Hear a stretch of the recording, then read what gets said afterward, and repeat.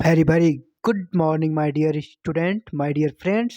मैं आपका दोस्त डॉक्टर संदीप योगी आप सबों का अपने पसंदीदा exam fighter number 1 YouTube channel पे हार्दिक हार्दिक स्वागत करता हूं। दोस्तों, हम लोग अभी यूजीसी नेट जीआरएफ हिस्ट्री की क्लासेस कर रहे हैं और क्लासेस कंटिन्यू प्रतिदिन जारी है। लगातार क्लासेस चल रही है और आपको क्लासेस के साथ साथ पीडीएफ नोट्स भी अवेलेबल कराया जा रहा है दोस्तों। तो इसी सिलसिले में हम लोग मॉडर्न इंडिया सीरीज को पढ़ रहे हैं और मॉडर्न इंडिया सीरीज में पिछले क्लास जो कि कल हुआ था उसमें हम लोगों ने हिस्ट्री ऑफ बंगाल, बंगाल का इतिहास, बंगाल के नवाब और ब्रिटिश एंड बंगाल जो रिलेशन था उन लोगों के बारे में डिस्कस किया। और हम लोग ये देख चुके हैं कि किस प्रकार जो कि बंगाल एक सबसे बड़ा और सबसे धनी, सबसे धनाढ़, सबसे समृद्ध, आर्थिक रूप से संपन्न मुगल साम्राज्य का एक सूबा था।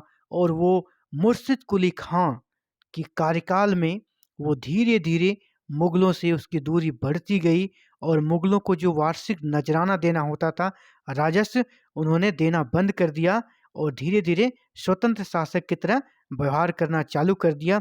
और आने वाले सभी नवाबों ने, जो भी बंगाल के नवाब बने, धीरे धीरे मुगलों से दूरी बढ़ाना और ज़्यादा आरंभ कर दिया और ज़्यादा दूर होते गए मुगलों से। और मुगलों का नियंत्रण एक तरह से नगण्य मात्र हो गया बंगाल सूबा पे। तो इस कड़ी में हम लोग पढ़ते पढ़ते मुर्शिद कुली खां के बाद सुजाउद्दीन, सरफराज, अलीवर्दी खां के बाद सिराजुद्दौला, जो कि अलीवर्दी खान का नाती था। एक्चुअली अलीवर्दीन खान का पुत्र नहीं था, उसकी 3 पुत्रियां थी। उनके सिर्फ 3 बेटियां थी और तीनों बेटियां अलग अलग क्षेत्र में, एक का पटना में शादी हुआ था, एक का पूर्णिया में और एक का ढाका में। तो उनके पास उत्तराधिकार का एक कॉन्फ्लिक्ट स्टार्ट हो गया क्योंकि पुत्र नहीं था। तो तीनों पुत्रियों के लड़के थे, आखिर किसे गद्दी दी जाए।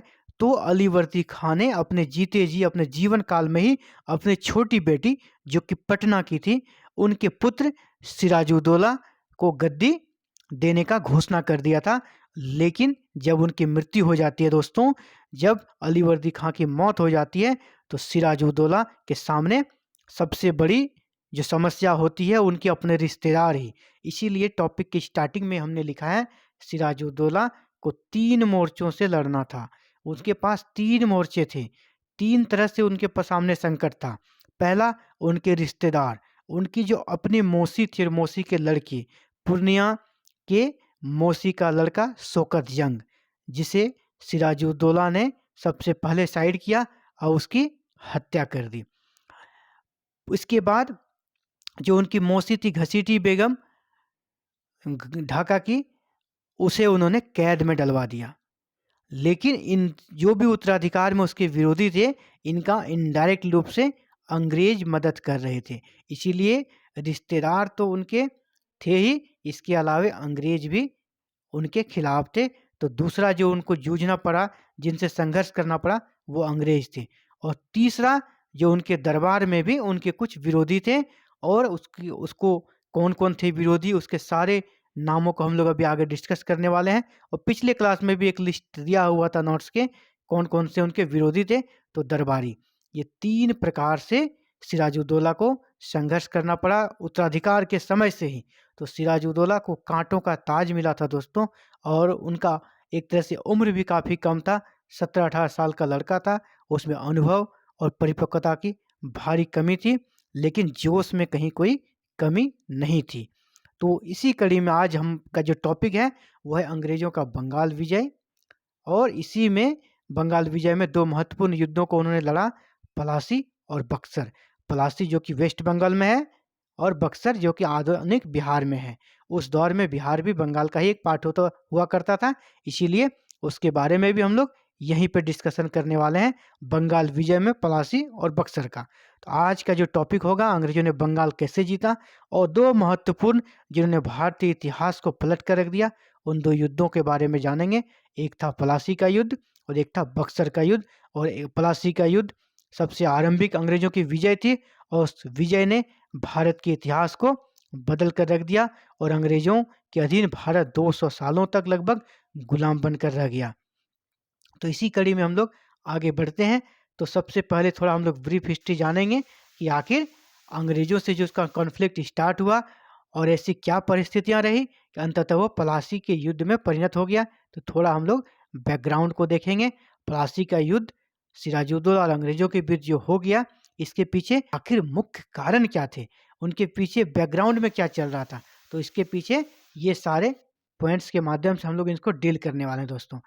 तो जब सिराजुद्दौला को गद्दी देने की घोषणा कर दी अलीवर्दी खान ने, तो उन्होंने एक बहुत ही अच्छे तरीके से उन्हें समझाया था सिराजुद्दौला को। अलीवर्दी खान जो बहुत ही अनुभवी नवाब थे, उन्होंने अपने नाती को कहा था, देखो ये जो यूरोपीय है मधुमक्खी की तरह है, मधुमक्खी को अगर तुम छेड़ोगे नहीं तो वो तुम्हें शहद देगी, लेकिन अगर छेड़ोगे तो वो काट काट कर मार डालेगी। इसीलिए इसको बड़ी ही बुद्धिमानी से इसे निपटना है। और अलीवर्दी खान ने बड़ी ही चतुराई से बिना कभी अंग्रेजों से भिड़े उन्हें अच्छे से कंट्रोल किया था और वही सीख उन्होंने सिराजुद्दौला को दी थी। लेकिन जब अलीवर्दी खान की मृत्यु हो गई तो अंग्रेज मनमानी करने लगे दोस्तों। और उन्होंने क्या किया, जो किलेबंदी करने से अलीवर्दी खान ने अंग्रेजों को रोक रखा था, उसका किलेबंदी उन्होंने फिर से प्रारंभ कर दिया। फोर्ट विलियम जो कलकत्ता में था, उसका किलेबंदी आरंभ कर दिया अंग्रेजों ने। और इसी किलेबंदी का सिराजुद्दौला ने मना किया कि आप व्यापारी हैं, व्यापार कीजिए, आपको किले बनाने की क्या जरूरत है। तो और भी जो कंपनियां थी, जैसे कि फ्रांसिस कंपनी भी अपने इलाके में किलेबंदी कर रही थी, उन्होंने बंद कर दिया। लेकिन अंग्रेजों ने बात नहीं मानी, अंग्रेजों ने बात नहीं मानी और इसकी बात की अनसुनी कर दी और अपना किलेबंदी जारी रखा। तो सिराजुद्दौला, जैसा मैंने पिछले क्लास में भी कहा था, 17-18 साल का लड़का था, युवा जोश था। इन्होंने सीधे बोला कि तुम बात से अगर नहीं सुनोगे भाई, तो अब आपके ही तरीके से मैं आ रहा हूँ। और सीधे कलकत्ता पे फोर्ट विलियम पे अटैक कर दिया।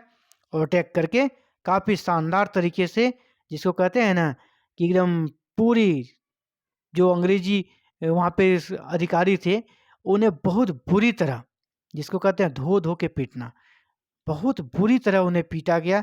बहुत शानदार तरीके से ये आक्रमण किया गया और जीता। और अंग्रेजों को भागते भागते एक द्वीप है फुल्टा द्वीप, वहाँ पे जाके अंग्रेजों ने छुपकर किसी तरह जान बचाई और मदद के लिए मद्रास संदेश भेजवाया, जहाँ पे उनके जो कहते हैं कि प्रसिद्ध सेनानी, प्रसिद्ध सेनापति क्लाइव और वाटसन थे।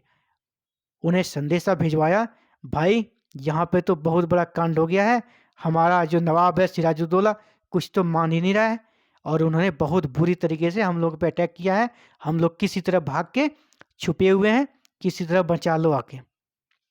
तो यही हुआ और वाटसन और क्लाइव बहुत बड़ी सेना लेकर मद्रास से बंगाल की ओर चलती है दोस्तों। और सिराजुद्दौला से बदला लेने के लिए कि पिछला नवाब से तो अच्छे संबंध थे, इन्होंने अचानक से अटैक कर दिया और बहुत बुरी तरह पीटा है, बहुत बुरी तरह भगाया है, तो इससे बदला लिया जाए। और अंग्रेज पहले से भी इनके जब वे गद्दी संभाल रहे थे उस समय से विरोधी तो थे ही। और इसके साथ ही साथ अंग्रेजों का जो बदला लेने का जो उनका सोच था, और इसको हवा, और इससे ये घटना घट गई दोस्तों जिसका पिछले क्लास में हम लोग डिस्कस किए, वो थी ब्लैक होल या काल कोठरी की घटना।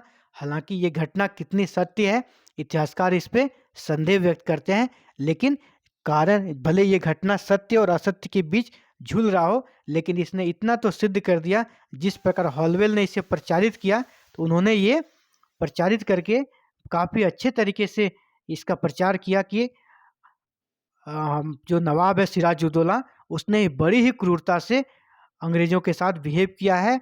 और एक कमरे में 10 बाय 10 के कमरे में 146 अंग्रेज़ों को जून के महीने में भर दिया और दम घुटने से 123 लोग मर गए और सिर्फ 23 ही उसमें बचे थे। तो एक तरह से यह घटना जो थी, इन्होंने अंग्रेज़ों ने खासकर नवाब के खिलाफ दुष्प्रचार के रूप में बहुत ज़्यादा इस्तेमाल किया। और इस घटना ने जो कि परिस्थितियां थी उसे और विस्फोटक बना दिया।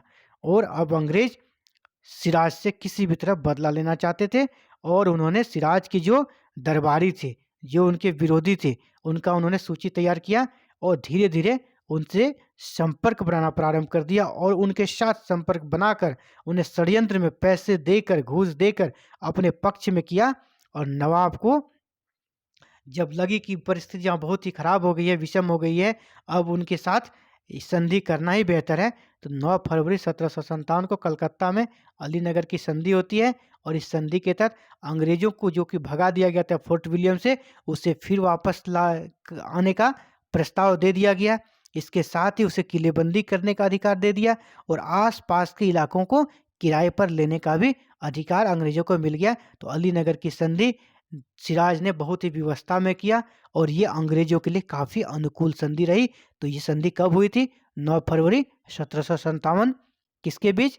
क्लाइव और सिराजुद्दौला के बीच। इसी तरह आपको ये घटना याद रखनी चाहिए, ब्लैक होल कब घटी थी?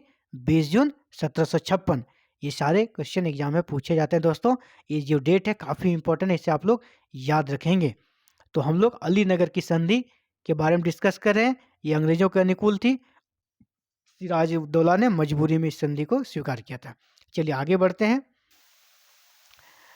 अंग्रेजों का जो बंगाल में लॉन्ग विजन था, जो दूरदर्शी ख्वाब था, वो अब ये चाहते थे, इस नवाब से तो संबंध हमारे अच्छे हैं नहीं। अब नवाब बिल्कुल अंग्रेजों के खिलाफ थे। भले ही उन्होंने मजबूरी में अलीनगर की संधि की थी, लेकिन नवाब कभी भी अंदर से अंग्रेजों को पसंद नहीं करते थे और अंग्रेज भी सिराजुद्दौला को बिल्कुल पसंद नहीं करते थे।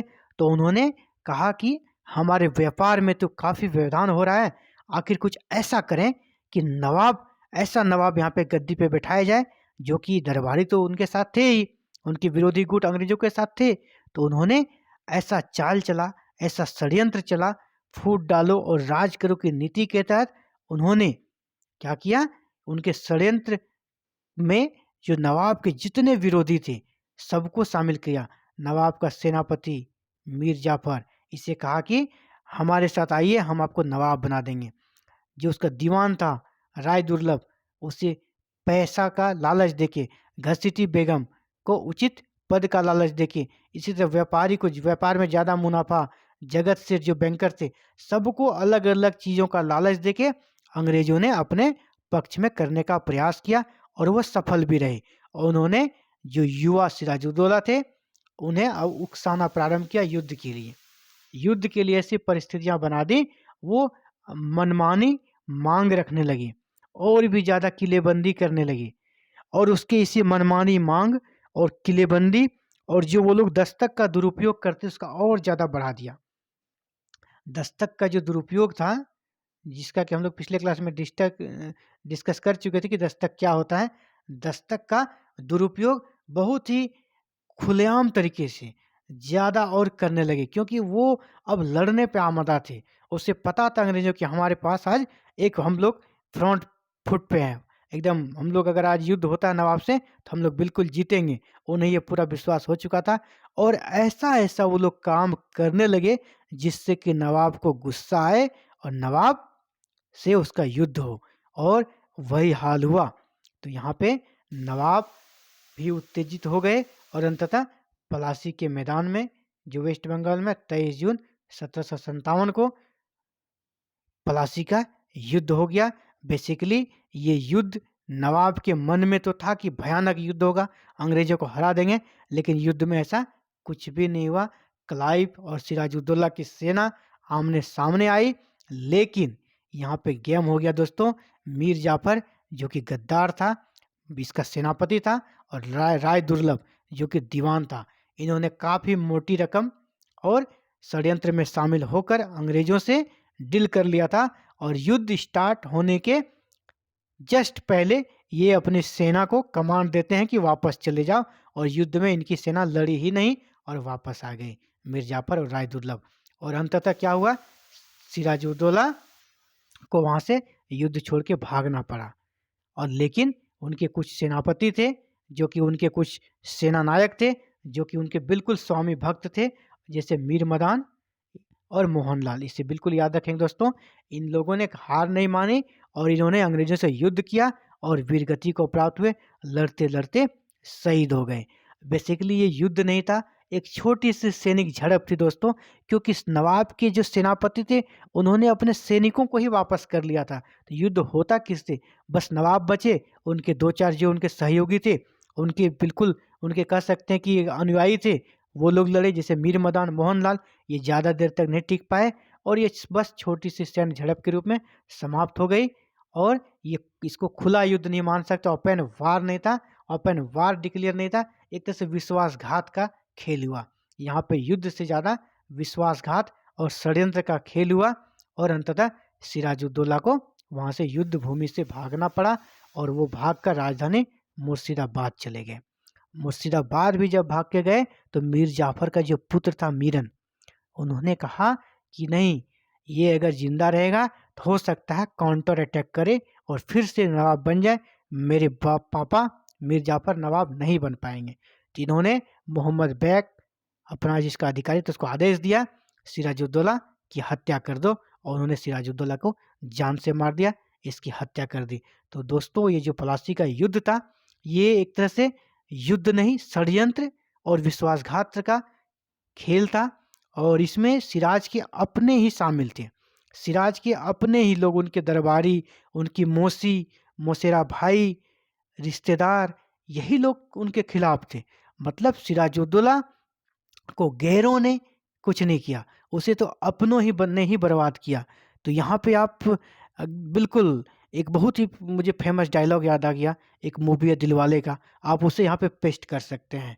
जैसे उस मूवी में नायक ने कहा था, गैरों में कहाँ दम था, गैरों में कहाँ दम था, मुझे तो अपनों ने लूटा, मेरी किश्ती थी डूबी वहाँ जहाँ पानी कम था। बिल्कुल सिराजुद्दौला को यही डायलॉग उस समय याद आ गया होगा दोस्तों। बिल्कुल उसे अपनों ने ही लूटा था, उनके सेनापति ने ही लूटा, उनके दीवान ने ही लूटा, उनके रिश्तेदार ने ही लूटा, तब अंग्रेज उन्हें हरा पाए, अंग्रेज प्लासी के युद्ध में जीत पाए। अगर अपनों ने उनका साथ देता, गैरों का साथ नहीं देता, तो बिल्कुल आज भारत की कहानी कुछ और होती दोस्तों। और सिराजुद्दौला ने जिस तरह फोर्ट विलियम से मार मार के अंग्रेजों को भगाया था बुरी तरह, उसी तरह अंग्रेजों को भी प्लासी के युद्ध में हारना पड़ता। वो हारते अगर उसके अपने उसके साथ रहते तो चलिए हम लोग आगे बढ़ते हैं। जो हो गया इतिहास को बदला नहीं जा सकता है और वो अटूट सत्य है कि ऐसा हो गया। चलिए इसी कड़ी में आगे बढ़ते हैं और हम लोग डिस्कस करते हैं, आखिर ये प्लासी का युद्ध तो था छोटा युद्ध, ये बहुत बड़ा तो युद्ध था नहीं, तो इसका बहुत बड़ा इफेक्ट भी नहीं पड़ना चाहिए। लेकिन नहीं, इसका बहुत ही ज़्यादा इफेक्ट हुआ दोस्तों, और इन्होंने पूरे भारत को प्रभावित किया और पूरे भारत के इतिहास को ही बदल दिया। सबसे पहली बात, अब जो है British east India company BEIC, British east India company एक व्यापारिक कंपनी नहीं रह गई, अब वो राजनीतिक शक्ति बन गई। राजनीति में उन्होंने क्या किया, मीर जाफर को नवाब बनाया। तो मीर जाफर को जो अगला नवाब बनाया, तो मतलब वो क्या हो गए, किंग मेकर। अब अगला नवाब कौन बनेगा, ये सब पावर किसके पास आ गया, ब्रिटिश ईस्ट इंडिया कंपनी का। तो मतलब एक व्यापारिक कंपनी जो व्यापार करने आई थी, अब राजनीतिक कंपनी बन गई, राजनीति में हस्तक्षेप करने लगी। अब भारत के जो बंगाल सबसे धनी प्रांत, सबसे बड़ा प्रांत था, उसकी राजनीति को ब्रिटिश ईस्ट इंडिया कंपनी प्रभावित करने लगी। इस युद्ध के बाद उनकी स्थिति काफ़ी मजबूत हो गई और बंगाल का राजनीति में उनका हस्तक्षेप काफ़ी ज़्यादा हो गया। और ये हस्तक्षेप ही नहीं, एक तरह से बंगाल के सर्वे सर्वा बन गए, बंगाल के वो सर्वे सर्वा बन चुके थे ब्रिटिश ईस्ट इंडिया कंपनी। सब इसके अलावा क्या हुआ, सबसे धनी प्रांत बंगाल, सबसे धनी प्रांत जब उसके हाथों में आ गया तो आर्थिक लाभ काफ़ी ज़्यादा हुआ। और जब आर्थिक लाभ उनके पास हो गया, ये पहले से मुक्त व्यापार तो उसे मिला ही था, इन सब चीज़ों उसके बाद मीर जाफर ने उसे 24 परगना की जमींदारी भी दे दी और उनका बंगाल का खजाना भी उनके पास था। तो इतने सारे आर्थिक स्रोत एक साथ मिल जाने से ब्रिटिश ईस्ट इंडिया कंपनी का जो खजाना था, आर्थिक लाभ था, वो कई गुना बढ़ गया।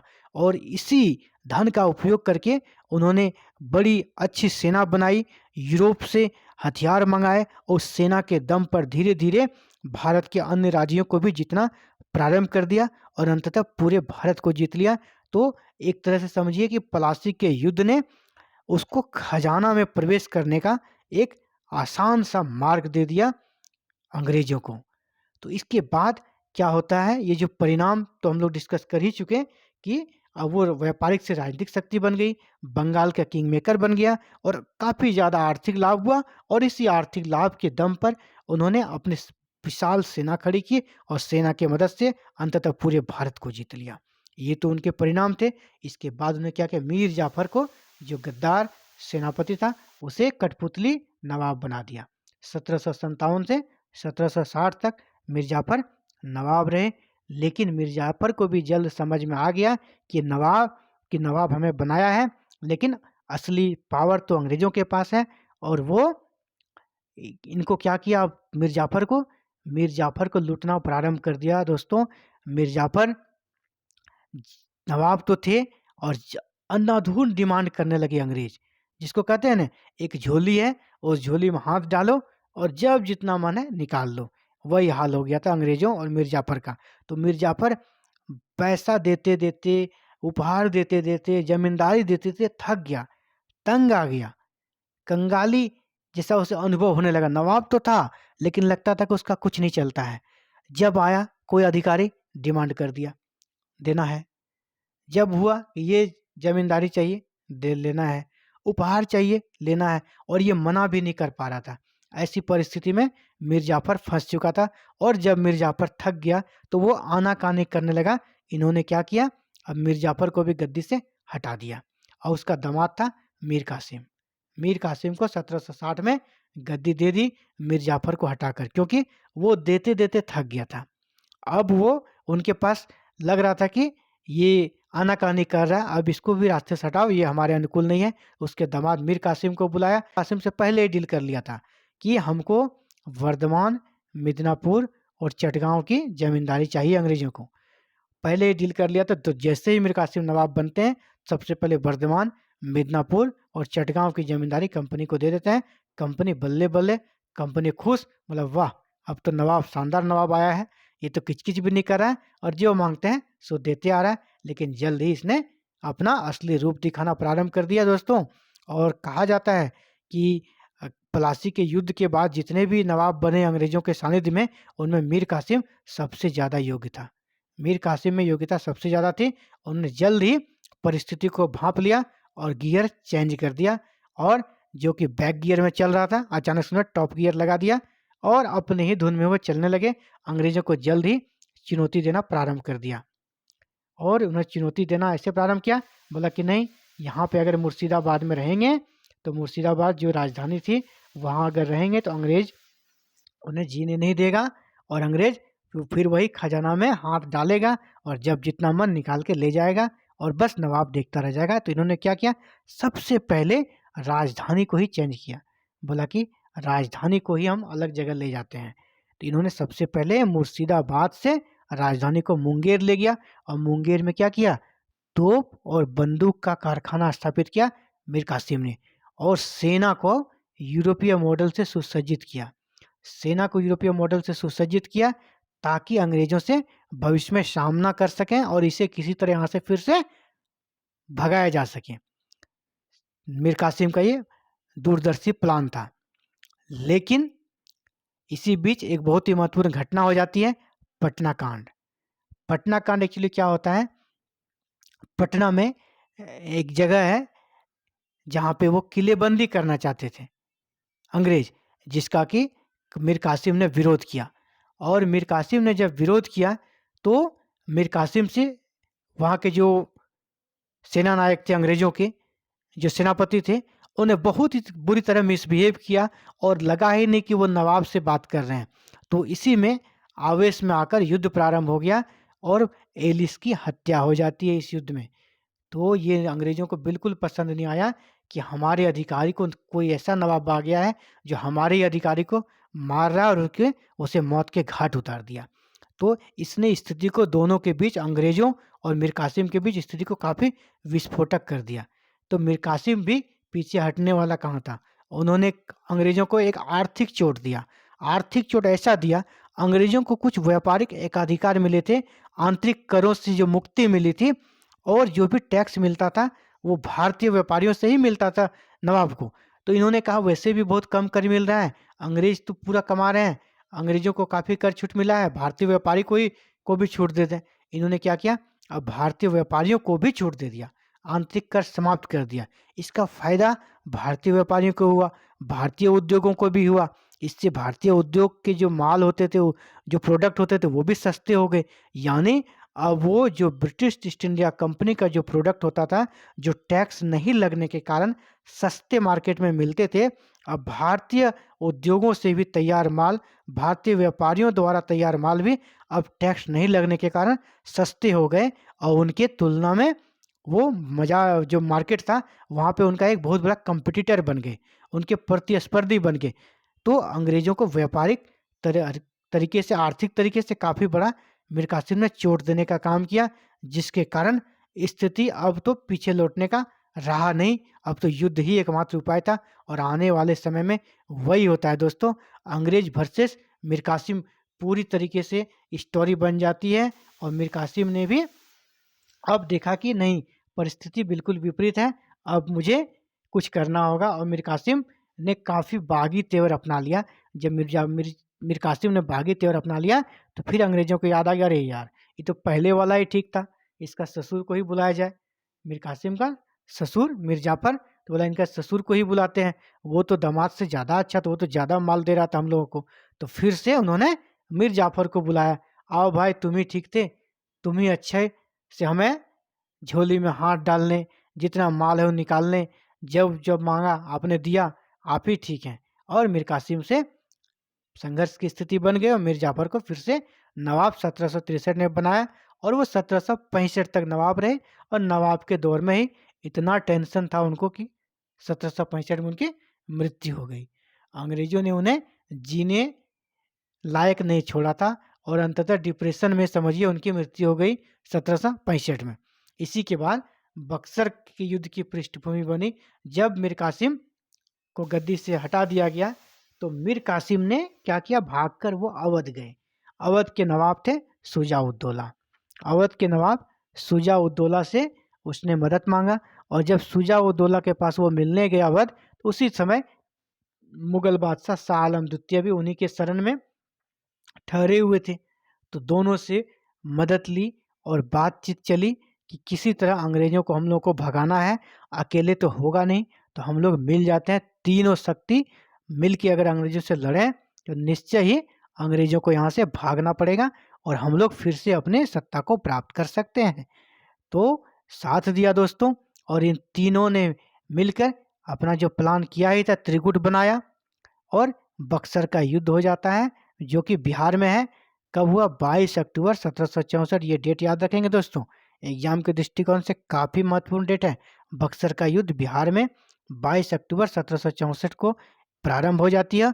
और इस युद्ध में अंग्रेज वर्सेस भारत के त्रिगुट, त्रिगुट में कौन कौन शामिल थे, त्रिगुट में आप इसे याद रखेंगे, क्योंकि ये एग्जाम के दृष्टिकोण से काफ़ी महत्वपूर्ण है। इससे काफ़ी क्वेश्चन पूछा जाता है कि बक्सर के युद्ध में त्रिगुट में कौन कौन शामिल थे। तो त्रिगुट में ये तीनों शक्तियाँ शामिल थी, शाह आलम द्वितीय जो कि मुगल सम्राट थे, इसका शुजा-उद-दौला जो कि अवध के नवाब थे, और मीर कासिम जो कि बंगाल के पूर्व नवाब थे। ये तीनों की सेनाएं एक तरफ, तीनों एक तरफ, दूसरी तरफ अंग्रेज शक्ति, और अंग्रेज ये दूसरी तरफ थे। और इसके बाद जो सबसे एक महत्वपूर्ण क्वेश्चन बनता है, वो कि अंग्रेजी सेनापति का नेतृत्व किसने किया था, तो वो था हेक्टर मुनरो। अंग्रेजी सेनापति का नेतृत्व किया था हेक्टर मुनरो, इसे भी याद रखेंगे। बक्सर के युद्ध में अंग्रेजों की तरफ से जो युद्ध हुआ, उसका नेतृत्व किसने किया, हेक्टर मुनरो ने। और जो इधर से त्रिगुट के सेना का नेतृत्व किया, गुरगिन खान ने। तो ये युद्ध चला था, यहाँ पे कोई षड्यंत्र नहीं था, ये बिल्कुल आमने सामने का ओपन वार था दोस्तों। और इस वार में यहाँ पे ये प्रूफ हो गया, अंग्रेजों के आधुनिक अनुशासित और आधुनिक हथियारों से लैस सेना के सामने भारतीय सैनिक नहीं टिक पाएंगे। और इतनी बड़ी सेना भी अंग्रेजों की सेना से हार गई, और एक तरह से अंग्रेजों ने ये अपनी सर्वश्रेष्ठता सिद्ध कर दी। अब तो वो बंगाल को ही लीड करते थे। अब इस युद्ध के बाद उन्होंने अवध पर भी नियंत्रण स्थापित कर लिया, अवध को हरा दिया। बंगाल पर तो थे ही, इसके अलावा जब मुगल बादशाह को हरा दिया, भले ही उनकी शक्ति कम थी, लेकिन वो भारत के अखिल भारतीय साम्राज्य के प्रतीक थे मुगल बादशाह। उनको हरा देने के बाद अब ये साफ प्रूफ हो गया कि पूरे भारत की सबसे जो मजबूत शक्ति है वो अंग्रेज ही है। और अखिल भारतीय भारत पे अपना साम्राज्य स्थापित करने का अंग्रेज सपना देखना प्रारंभ कर देते हैं इसकी इस घटना के बाद। इस घटना का बक्सर का युद्ध एक तरह से देखा जाए तो पलासी के युद्ध से ज़्यादा निर्णायक युद्ध था। पलासी के युद्ध ने अंग्रेजों को बंगाल में ही प्रवेश दिया था, लेकिन बक्सर के युद्ध ने अंग्रेजों को पूरे भारत में प्रवेश का मौका दे दिया। और ये पूरे भारत में प्रवेश का मौका तो दिया ही, इसके साथ ही जहां पलासी के युद्ध में षड्यंत्र और विश्वासघात का खेल हुआ, अंग्रेजों को सैनिक पराक्रम, सैनिक श्रेष्ठता सिद्ध करने का मौका नहीं मिला था, लेकिन बक्सर के युद्ध ने बिल्कुल संघर्ष किया, युद्ध किया, आमने सामने वार हुआ और उस वार में जीता और अपने आप को सैन्य दृष्टि से सर्वश्रेष्ठ प्रमाणित कर दिया। और अन्य भारतीय शक्तियां अब अंग्रेजों के सामने भयभीत खाने लगी और आने वाला समय अंग्रेजों का होने वाला था, ये प्रूफ हो गया। इस युद्ध में, बक्सर के युद्ध के दौरान, शाह आलम और शुजा-उद-दौला ने आत्मसमर्पण कर दिया। जब देखा कि परिस्थिति हमारे अनुकूल नहीं है तो उन्होंने अंग्रेजों के समक्ष आत्मसमर्पण कर दिया दोस्तों। और दो प्रकार की संधियां की थी, इलाहाबाद की संधि प्रथम संधि और इलाहाबाद की द्वितीय संधि, जिसे कि हम लोग डिटेल में अगले क्लास में करेंगे। प्रथम संधि की थी और फिर दूसरी संधि की थी इलाहाबाद की, ये 12 अगस्त और 16 अगस्त 1765 को। इसे हम लोग आगे पढ़ेंगे नेक्स्ट क्लास में। तो यहाँ पे क्या हुआ, शाह आलम और शुजा-उद-दौला ने आत्मसमर्पण कर दिया, लेकिन मीर कासिम जो कि वीर योद्धा थे, इन्होंने आत्मसमर्पण नहीं किया। इन्होंने क्या किया, वहाँ से वो भाग गए दिल्ली, और दिल्ली में ही भागते अपने जो निर्वासन का दौर था, उसी दौर में 1777 को 1777 को उसकी मृत्यु हो जाती है। और इस प्रकार देखते हैं बक्सर के युद्ध के बाद कंपनी अपना अखिल भारतीय स्वरूप, मतलब पूरे भारत में को राज करने का स्वरूप ग्रहण कर लेती है। और इस प्रकार हम लोग बक्सर युद्ध और पलासी के युद्ध को डिस्कस कर चुके हैं दोस्तों। अब जो नेक्स्ट क्लास होगा वो इलाहाबाद की संधि के बारे में पढ़ेंगे। जो दो संधियां थी उन दोनों संधियों को डिटेल में पढ़ेंगे हम लोग नेक्स्ट क्लास में। तो आप, उम्मीद है ये पूरे जो क्लास है आज का, अच्छे से आप इसको पढ़े होंगे, समझे होंगे। और कहीं भी आपको कोई कन्फ्यूजन हो, कोई दिक्कत हो, आप कमेंट सेक्शन में कमेंट करें।